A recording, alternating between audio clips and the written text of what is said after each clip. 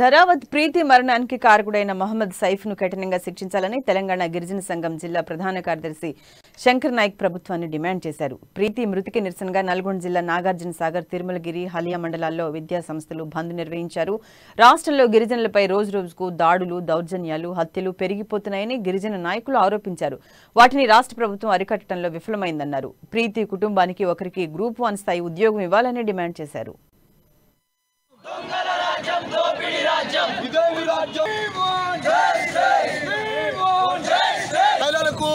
విద్యార్థులకు రక్షణ లేకుండా పోయిందని చెప్పడానికి నిదర్శనం మన ధరావత్ ప్రీతి.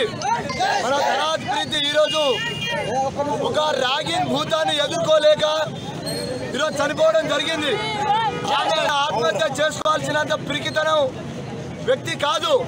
అయినా ఎంతో ఓర్చుకొని ఈ ర్యాగింగ్ భూతం నుంచి బయటపడలేక ఈరోజు చనిపోవడం జరిగింది. అంటే ఈ రాష్ట్రంలో విద్యార్థులకు, మహిళలకు రక్షణ కరువైందని ప్రీతి ద్వారా మనందరికీ తెలుస్తా ఉన్నది. అదే కనుక ప్రియాంక ఇంకో అగ్రకులాల వ్యక్తులకు ఇదే జరిగి ఉంటే ఈ పార్టీకి ఎన్కౌంటర్లో, ఈ పార్టీకి కారాగార శిక్ష, వాళ్ళకు ఉరి శిక్ష పడేటటువంటి శిక్షలు ఈ రాష్ట్ర ప్రభుత్వం వేసేది. కానీ గిరిజనులపై ఇలాంటి దాడులు నిత్యం జరుగుతూ ఉన్నది. ఇవి పునరావృతం కాకుండా రాష్ట్ర ప్రభుత్వం కఠినమైన చర్యలు తీసుకోవాలని మేము తెలంగాణ గిరిజన సంఘంగా హెచ్చరిస్తా ఉన్నాం.